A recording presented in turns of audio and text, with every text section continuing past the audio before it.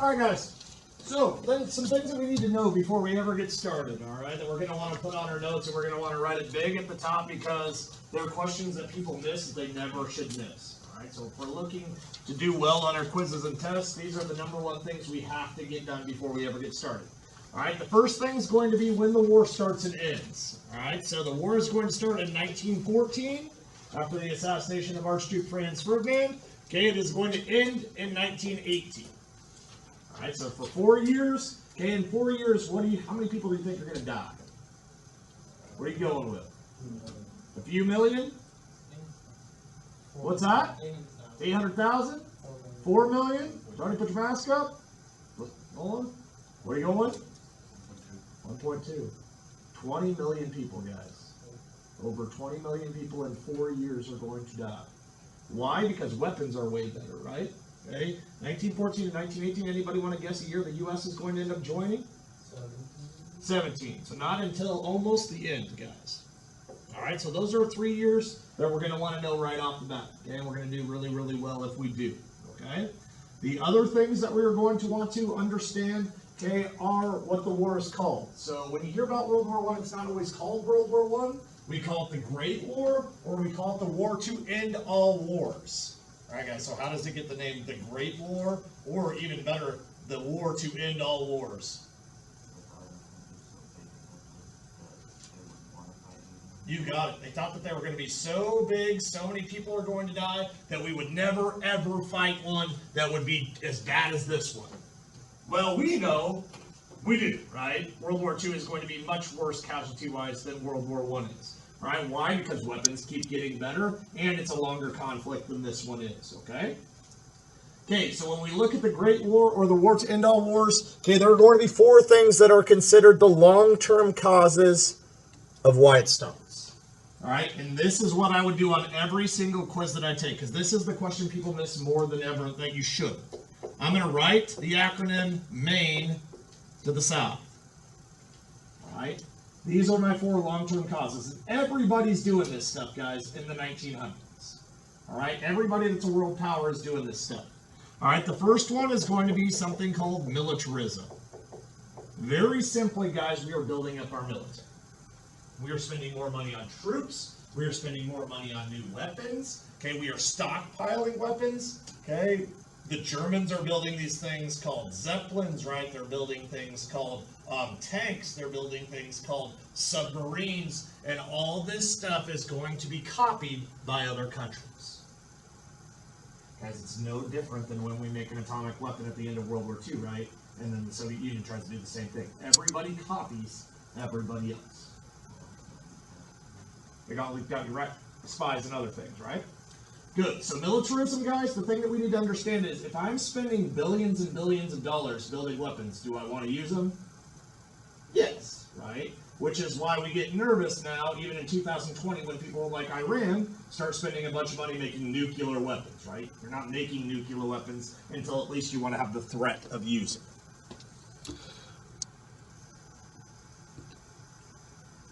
All right, guys, the A. The A is the big one. Okay, we are starting to have alliances in Europe and all over the world. All right, so we're going to take a second and we're going to write down the 2 alliances because they're really, really important.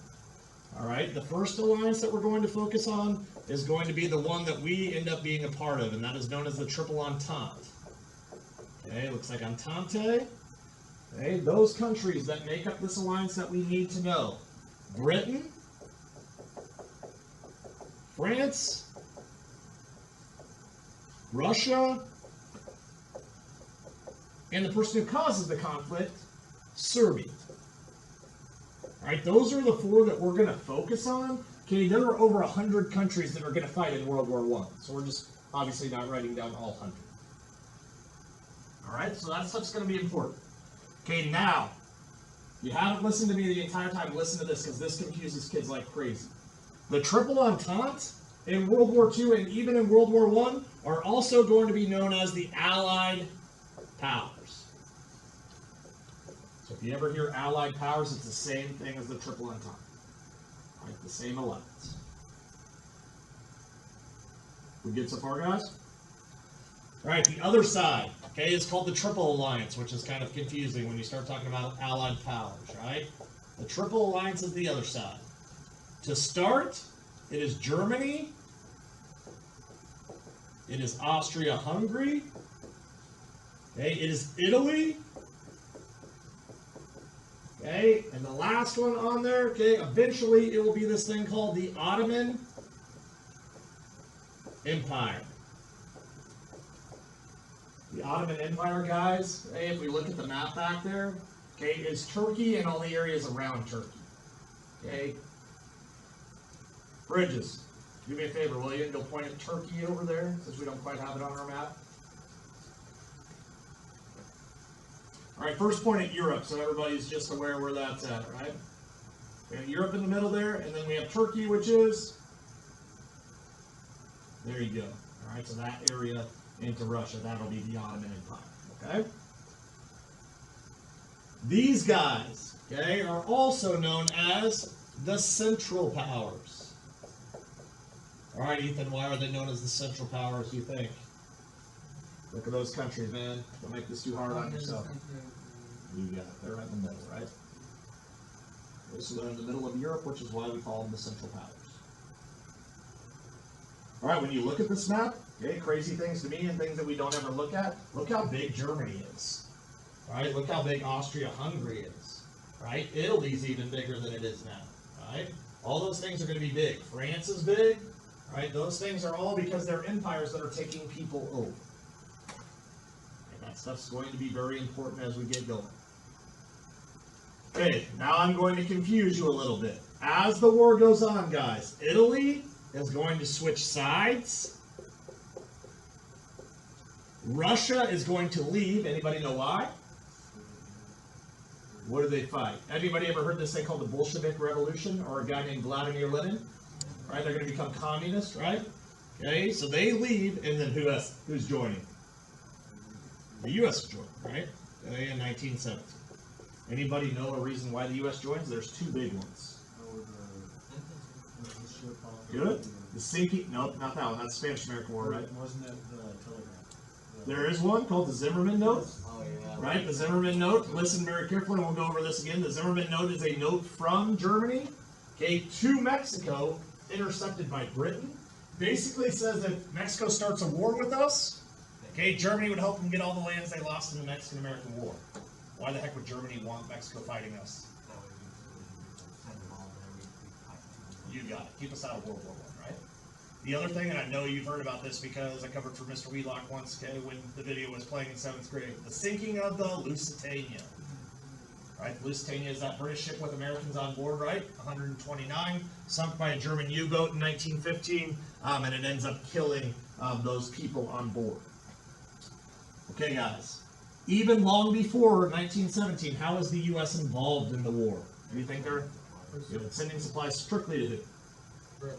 Good. Britain mostly, right? Britain and France and the Allied powers, or the Triple Entente. All right, guys, so that's the second one and the big one. All right, the I. Okay, the I stands for imperialism. Imperialism, okay, we want to expand. When we talked about imperialism before we went on Christmas break, we talked about social Darwinism, right? Big dog eat little dog. Right, if I'm bigger than you, if I'm better than you, if I'm more developed than you, hey, I'm going to take you over. And that's what these empires are doing. Right, that's what France is doing. That's what Britain's doing. That's what the U.S. is doing, right? Germany, Austria, Hungary. Okay, give me some examples of how the U.S. started to enforce imperialistic powers. Who did they take over? 1900s. Cuba, we become a protectorate. Good. Who else? Philippines. Who else? Puerto Rico. Who else? We do get Hawaii and Alaska, and we get Guam, right? All these things are going to be us expanding our power. Why do you do it, guys? Yeah, to be more powerful and to make more money. That's what it comes down to. Right? All these countries are doing it, and these numbers are crazy. Look at those numbers. 10%, 13% for Britain, 39% for Russia, and 73% for Germany just on defense. That's the amount of money, guys, that I'm spending to protect myself. Why is Germany so much higher than everybody else? What do you think?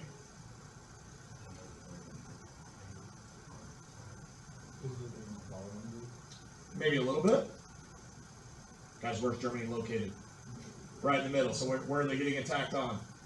Both sides. The reason they lose both world wars is because they have too many borders that they have to defend. All right, are you guys with me? Are we all right? Okay, we look like we're about ready to go to sleep. I thought I was crushing it today. All right.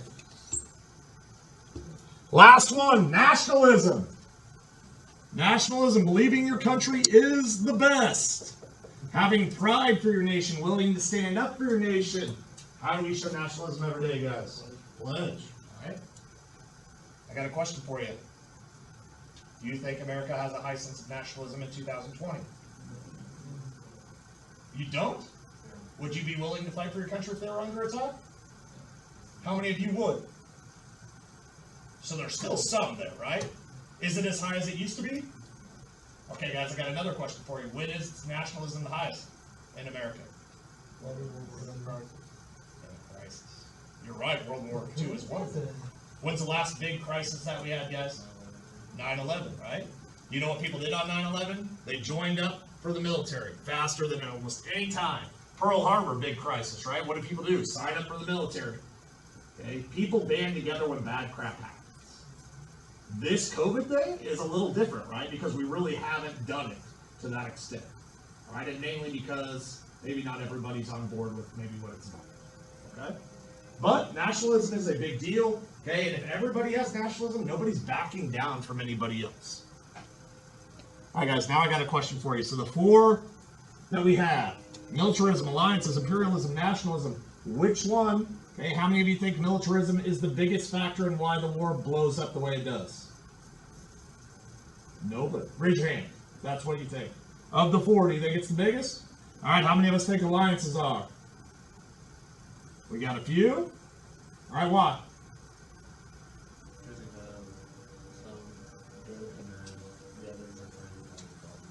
Okay, it may not even cause problems, just fighting over stuff, right?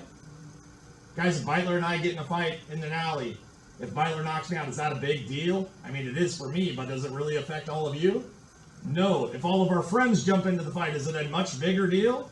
It is. Right? That's why alliances is a big deal. Imperialism, people taking people over. How many of you think that's the biggest factor? Good. Why, Bridges?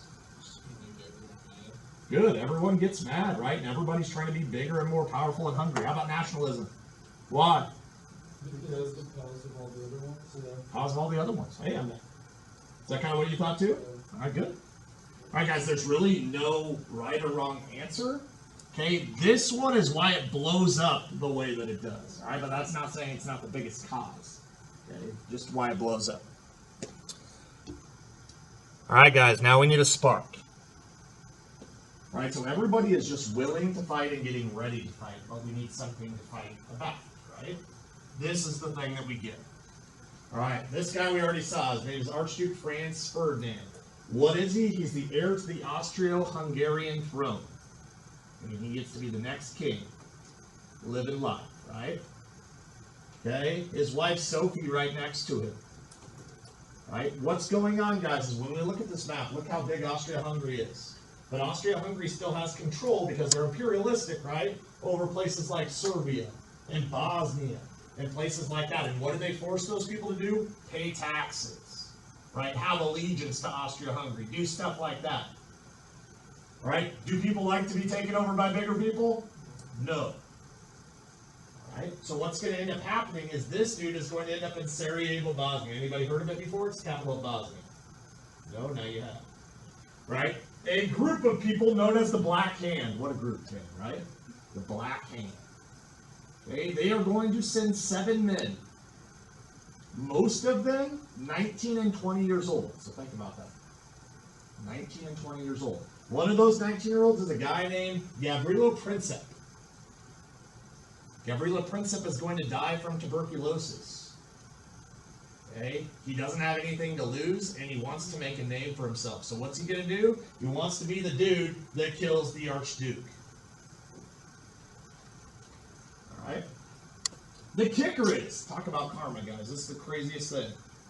His wife, Sophie, she wasn't like born with a big enough name that they said that she could never travel with him on his tours.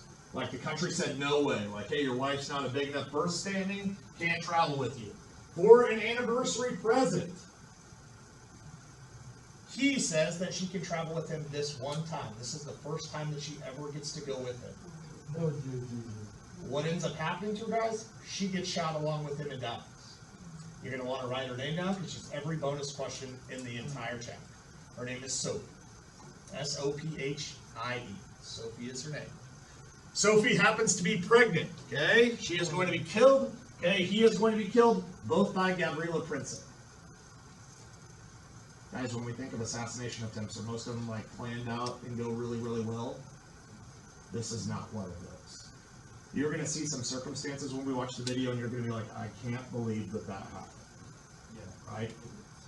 Yeah, there's some weird stuff going on. All right, and it actually is very interesting, and hopefully you enjoy it and just see how ridiculous that it is. All right, so again, we want to know the year. We want to know who is murdered.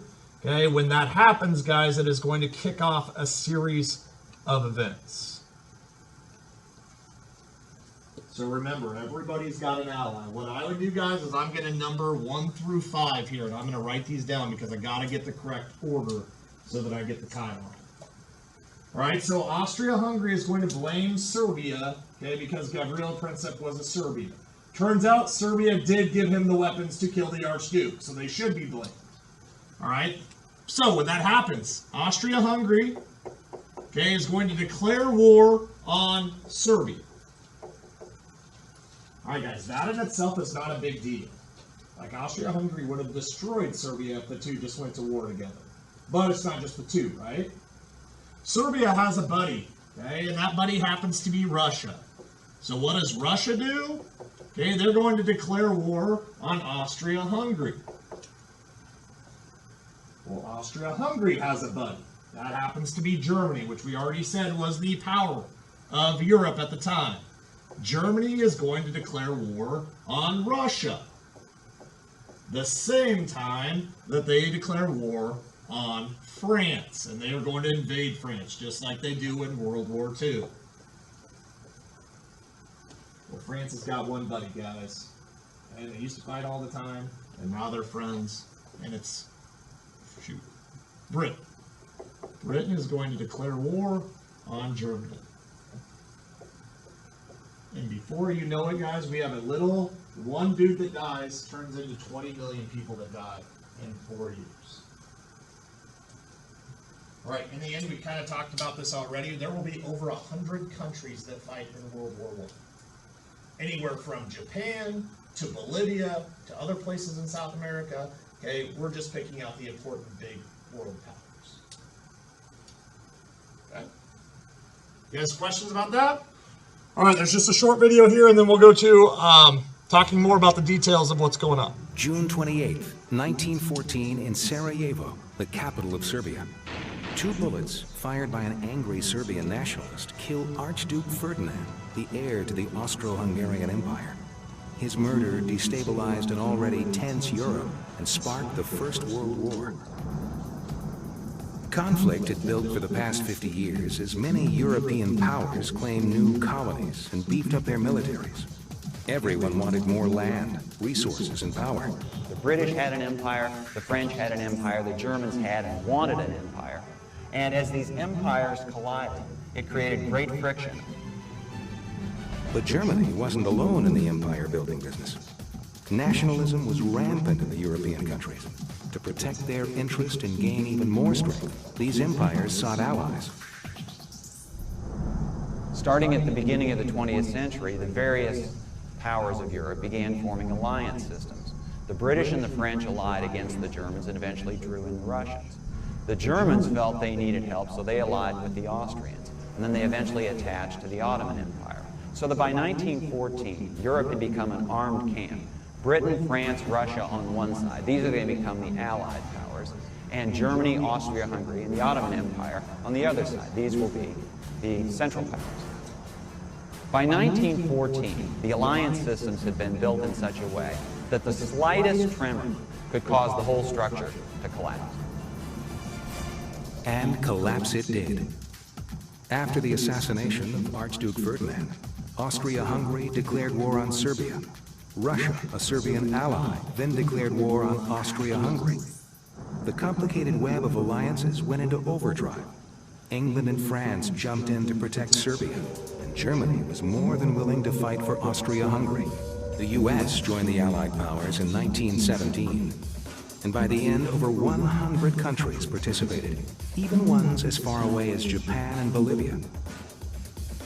The Great War finally ended in 1918. All right, guys. So now what I want you to do as we're going to watch the details of how Ferdinand gets assassinated is I want to write down important things that maybe either stick out to me, okay, or things that are just like weird that you can't believe that it happened. All right. So details, okay, weird things that stick out to you. Okay? It's the It 28th kind of of pauses June, at a time, 1914. so I apologize for that. But In Germany, the Kaiser has launched 14 new battleships, causing an arms race in Europe. In Russia, the Tsar is pouring money into the army. Britain's King George V has just been to Paris, cementing the Anglo-French alliance. Europe is a tinderbox waiting to explode. The flashpoint is Bosnia.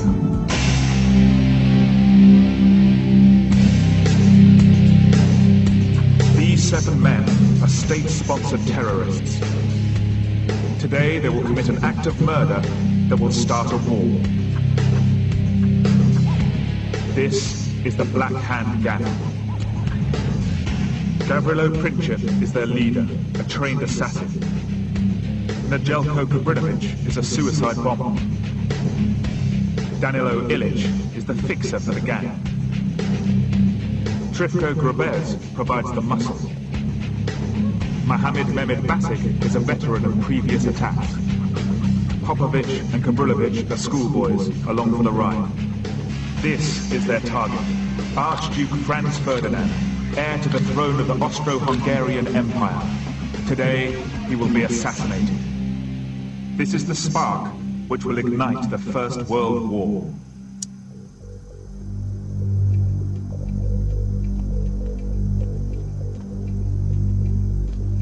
"200 miles from Sarajevo, in another country, the mastermind behind the plot is having breakfast. 56-year-old Dragutin Dimitrovic is officially the head of Serbian military intelligence. Unofficially, he is known as API, or the Bee, and is the leader of the Black Hand. His secret nationalist society has 2,500 members with only one aim: to recreate Greater Serbia once again. 7 centuries ago, Greater Serbia included Bosnia. Now the Austro-Hungarian Empire rules the province, even though most of the population still consider themselves Serbian. Nationalistic feeling amongst Serbs on both sides of the border is running high. Today is the 28th of June. Called Vidovdan, it is the holiest day in the Serb Orthodox calendar. In special church services, the Serbs remember the golden age when Bosnia was part of medieval Greater Serbia. They lament the fact that they are now ruled by the Austro-Hungarian Empire. They commemorate the martyrs who died when Greater Serbia was crushed 7 centuries ago. Martyrdom is part of the Serbian psyche.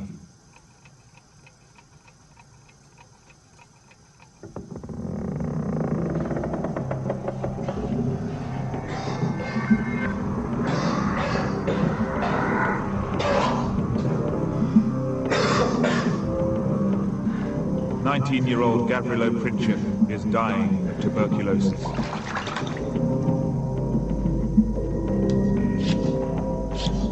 He is a man with nothing to lose.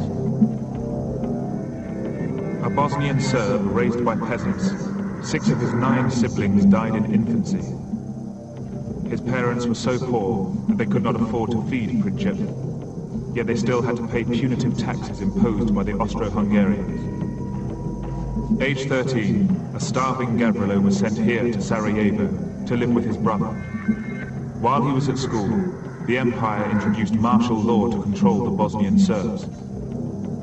Disgusted, Princip immersed himself in the new political theories emerging from Russia. Now Princip's hatred of the imperial oppressors has become focused upon one man, Archduke Franz Ferdinand, heir to the throne of the Austro-Hungarian Empire. Today, Franz Ferdinand is coming to Sarajevo. Yeah, it does this at the back. I am the son of peasants. And I know what is happening in the villages. That is why I wanted to take revenge. With the knowledge that tuberculosis will kill him eventually, and fired up on nationalist rhetoric and Serbian folk legends, Gavrilo Princip is determined to become a martyr. In fact, he will unleash the First World War.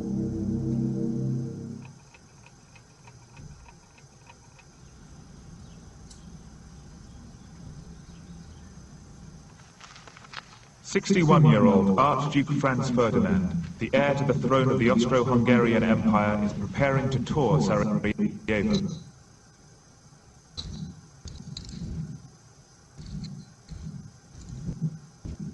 Franz Ferdinand knows that the local Serbs resent being ruled by his uncle, the Emperor. His family have been the victims of political assassination in the past, so today, Franz Ferdinand is taking precautions. Although a devout Catholic, the superstitious Archduke puts on 7 lucky charms, each of which is supposed to ward off a different kind of evil. On top of these protective talismans, the Archduke wears a unique jacket. Made of a specially woven fiber, it is reputed to be bulletproof. Convinced that he will be safe from harm, Franz Ferdinand is looking forward to winning over the people of Sarajevo. The Archduke hopes that his public appearance today will inspire loyalty in his restless subjects and dampen the nationalistic feelings of Bosnia's Serbian population. He also wants to publicize the fact that he is a reformer. When the Archduke inherits the throne from his uncle, he plans to stop the oppression of the Bosnian Serbs and give them a say in how the empire is run. Although these planned reforms are actually intended to benefit the local population, the Archduke has inadvertently made himself a target for assassination.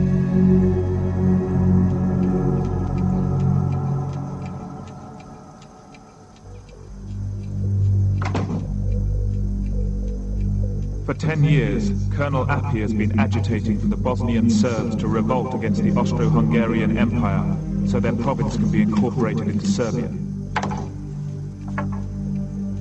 But Appy knows that if Franz Ferdinand becomes emperor, the Archduke's planned reforms will pacify the Bosnian Serbs. If this happens, the armed revolution that Appy craves will never be realized.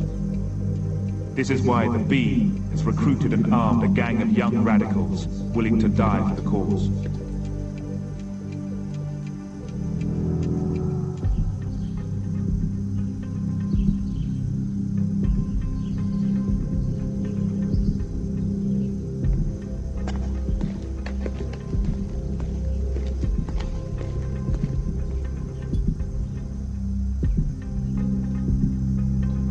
The Belgian Patisserie is a safe house for the Black Hand.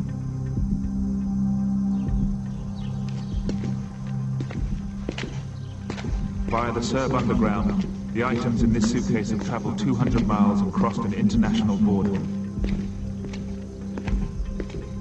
They have been smuggled in a cart and hidden in a cinema.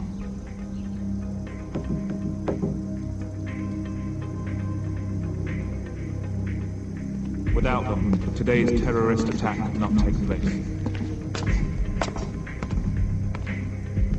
24-year-old Danilo Ilic picked up his package yesterday, the final link in an underground network connecting Serbia with Bosnia. Ilic is a childhood friend of Princip and a fellow member of the Black Hand.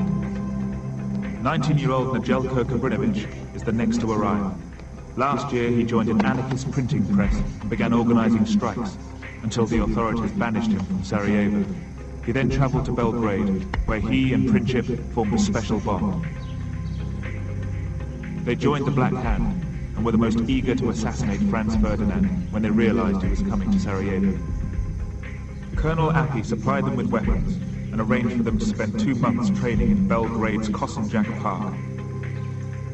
Here Princip soon proved to be the better marksman, while Kabrinovic was more suited to throwing grenades. Now the men are joined by 22-year-old Trifko Grabez, the only assassin with a police record. While at school with Princhep, he was sentenced to 2 weeks in prison for attacking his teacher. He too then travelled to Belgrade, where he met up with the others and joined the Black Hand. The men returned from Belgrade to Sarajevo via different routes. Their smuggled weapons were deposited in a village 40 miles away until yesterday when Ilic picked them up. Now the 4 assassins and their arms are reunited in preparation for today's attack. Kabrinovic, never a very accurate shot, takes one of the primitive bombs. Gavrilo Princip takes a .22 caliber Browning pistol, the same weapon he trained with while in Belgrade. Trifko Grabez received a similar gun, but has never used one before. Finally, Danilo Ilic distributes bottles of cyanide to all of the men. The plan is to kill the Archduke before killing themselves.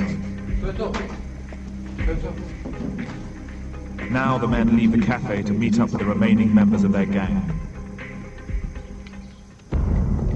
Yesterday, Danilo Ilic also distributed guns and bombs to 3 other men. 2 of them were just 17-year-old schoolboys. Popovic and Kubrilovic heard about the plot from Danilo and persuaded him to let them take part. The final member of the gang is 28-year-old Mohammed Mehmed Basik, a member of the Black Hand for the last 8 years. He decided at the last moment to join the assassination attempt. These are the men it will take to kill an Archduke and start a war.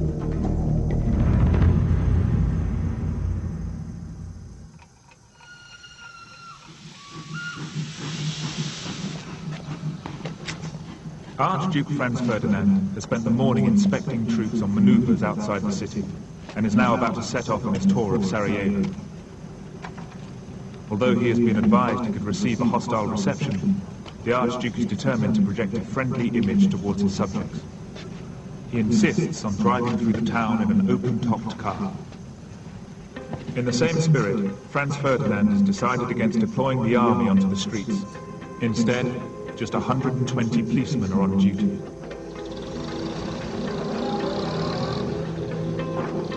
Yesterday, local newspapers published the Archduke's route. Now the assassins take up their positions along the Apple Quay, the main street which runs alongside the River Milchka.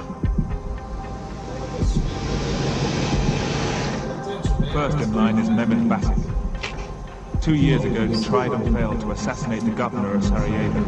Today, Governor Potorek is travelling in the same car as the Archduke. Further up the street, Jelko Kabrinovic asks an unsuspecting local policeman to point out the Archduke's car.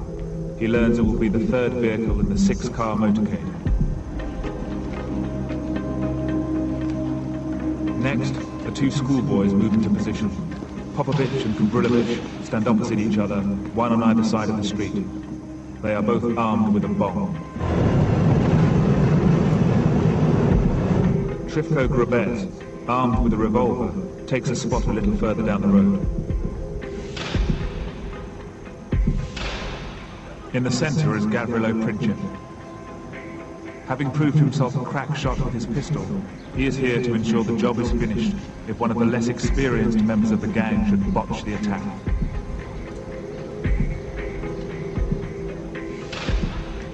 Although he supplied the weapons, Danilo Ilic is unwilling to actually commit murder. Unarmed, he prepares to watch the action unfold. As the car proceeds along the Apple Quay, the Archduke's wife Sophie is particularly enjoying the procession. Because of her low birth status, Sophie has never before been allowed to accompany the Archduke on an official tour. Today, as a special wedding anniversary gift, the devoted husband has arranged for her to accompany him for the first time. As the car approaches, Mehmed Basik has the first opportunity to attack.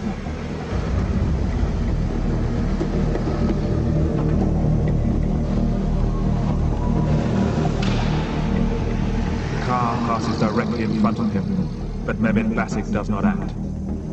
But there are still 6 assassins waiting for their chance to strike. 7 people to shoot 1 guy. 0 for 1. Next on the route is Kabrinovic. Like Princip, he is dying of tuberculosis. With the knowledge he has a terminal illness, Kabrinovic is desperate to go down in history as a martyr for the cause. With the car just 20 feet away, Kabrinovich strikes the percussion cap of his grenade and hurls it at his target. At the last moment, the Archduke sees the bomb coming and raises his arm to protect his beloved wife. The driver accelerates and the grenade bounces off the back of the car. Kabrinovich had forgotten the bomb had a 10-second delay. Without waiting to see if his attempt was successful, Kabrinovich sticks to the plan. After swallowing his cyanide, he jumps into the river Milchka to ensure that he dies. When the bomb explodes, the car is clear of the blast, and the Archduke escapes unharmed. The remaining assassins are too stunned to react when the car drives straight past them. 12 bystanders are injured in the explosion, including Erich von Maritzi, part of the Archduke's retinue traveling in the car behind. Despite his suicide bid, Kabrinovich was captured. The cyanide he had taken was very old and only made him vomit. Although he jumped into the river to be sure that he died, it was only 4 inches deep. As he is taken away for interrogation, he says, I am a Serb hero. but the plan had failed. About a lot of things going wrong, he didn't kill himself right. The Archduke now arrives at City Hall, where the reception party is waiting. They have not yet heard about the bomb, so the Archduke expresses his outrage to the unsuspecting mayor. The mayor is so nervous that he replies with his pre-prepared speech, which ironically insists that every single citizen of Sarajevo is delighted by the Archduke's visit. The absurdity of the situation is made clear when the Archduke is handed his reply. By now it is stained with the blood of the injured Count Maritzi. Still, he sarcastically continues with the formalities. Having vented his anger, Franz Ferdinand now insists that the reception party should continue inside the town hall. The news of the attempted assassination has by now spread across Sarajevo, but with the Archduke safe and the bomber in custody, it seems as if life will quickly return to normal. But on the other side of town, the conspirators have gathered in the park. After the failure of the bombing and Kabrinovich's arrest, they are now in a state of nervous confusion. Of all of them, Gavrilo Princip has the most to consider. He is the driving force behind the gang, and his special bond with Kabrinovich weighs upon his mind. Although his friend did not succeed in killing the Archduke, at least he made the attempt, while Princip simply stood by. Pondering his fate and the failed plan, Princip wanders off to buy a sandwich. After attending the official reception, Franz Ferdinand now insists on visiting the injured in hospital. As a precaution against further attack, the loyal Count Harrach insists on personally protecting the Archduke. He now takes a position on the running board of the car in order to shield him with his body. Across town in the park, the gang are still nervous that with one of their number in custody, their role in the plot could be revealed at any moment. At the police station, Nejelko Kabrinovich is being brutally interrogated, but he maintains the Black Hand's vow of secrecy. No one but me in Sarajevo knew about this bomb. Gavrilo Princip has just eaten a sandwich and is now standing outside Schiller's Delicatessen on the corner of Franz Joseph Street. The Imperial Party now plan to visit the hospital. This means driving back along the main street to the Apple Key. But somehow, the chauffeur becomes confused, and he now takes a wrong turn which will change the course of history. Gavrilo Princip just happens to be standing outside Schiller's Delicatessen, when suddenly the Archduke's car turns into Franz Joseph Street. Completely by chance, fate has brought the assassin and his target within 10 feet of each other. Poitorek notices they are going the wrong way, and tells the driver to reverse. But the gears become jammed.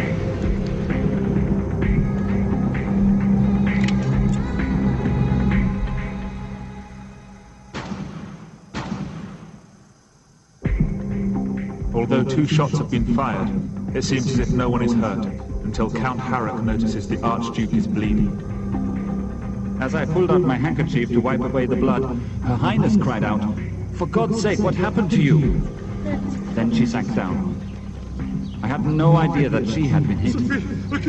His Royal Highness said, Sophie, Sophie, don't die, live for our children. Both of Princip's shots had found their mark. Despite Franz Ferdinand's bulletproof jacket and lucky charms, he had been shot clean through the neck, while his pregnant wife had been hit in the stomach. This photograph actually captured the moment when Gavrilo Princip was apprehended. The cyanide was again ineffective, and he was wrestled to the ground before he could shoot himself. By 11:30, the Archduke and his beloved wife Sophie were dead. The world was shocked as the news spread of the double murder. The funeral was held in Vienna, but even now, Sophie's low birth status was not forgotten by the royal family. Her coffin was deliberately placed on a plinth, 18 inches lower than her husband's. Now the Austro-Hungarian Empire wanted revenge. Princip was violently interrogated, but maintained his vow of secrecy. Although there was a suspicion that Serbia was behind the attack, Austria had no proof. That is, until Danilo Ilic, the fixer, was picked up by the police on a tip-off that Princip had stayed with him in Sarajevo. While the investigators considered his arrest to be routine, Ilic lost his cool and told the police everything, including the fact that the arms he had provided had come from the Serbian government. This was the smoking gun the Austrians were looking for. Exactly 1 month after the shooting, the Austro-Hungarian Empire, with the support of their ally Germany, declared war on Serbia. The Serbs had a pact with Russia, who in turn had an alliance with France and Britain.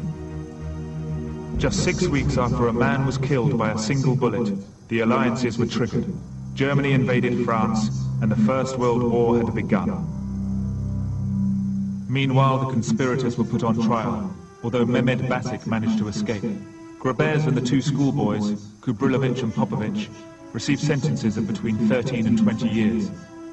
The death penalty could only be applied to those over 20, so 23-year-old Danilo Ilic was hanged for his part in the plot. Colonel Appy was widely blamed for the assassination, but was safe in Serbia from any reprisals. He was eventually executed in 1917 for attempting to organize yet another political murder. Kubrinovic stated in court, We are not criminals, we are honest people. We wanted to do good, and we shall die for our ideals. He was sentenced to 20 years, but died of tuberculosis after just 18 months in prison. Gavrilo Princip turned 20 just days after his crime, and so narrowly escaped the hangman's noose. He was sentenced to life in prison, but always maintained he was a freedom fighter, not a criminal. I suggest that you nail me to a cross and burn me alive. My flaming body will be a torch to light my people on their path to freedom. In fact, his act had provided the spark which ignited the Great War. When he died of tuberculosis in April of 1918, the war was just months from ending. 20 million were dead on the battlefield, and the whole of Europe was left in political, economic, and social turmoil. Just a single bullet on the 28th of June 1914 ushered in an age of conflict on a scale unprecedented in history. Never again would people celebrate the declaration of war as they had across Europe in 1914. All right, so pretty wild. What are some things that stuck out to you?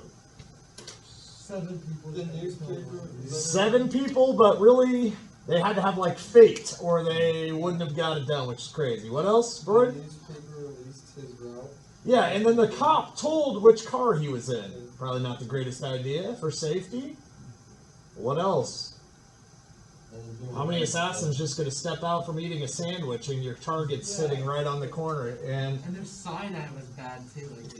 yeah, it's kind of crazy. The dude jumps in 4 inches of water and thinks he's going to drown. Like, this is what happens, and this is the crazy thing, because, hey, 20 million people die because of the action.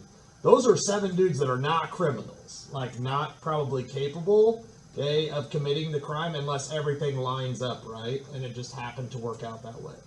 Okay, how many of us are conspiracy theorists in here? Like, think that, hey, a little bit on the edge. Okay, conspiracy theorists picked this apart because they think the driver was in on it, right?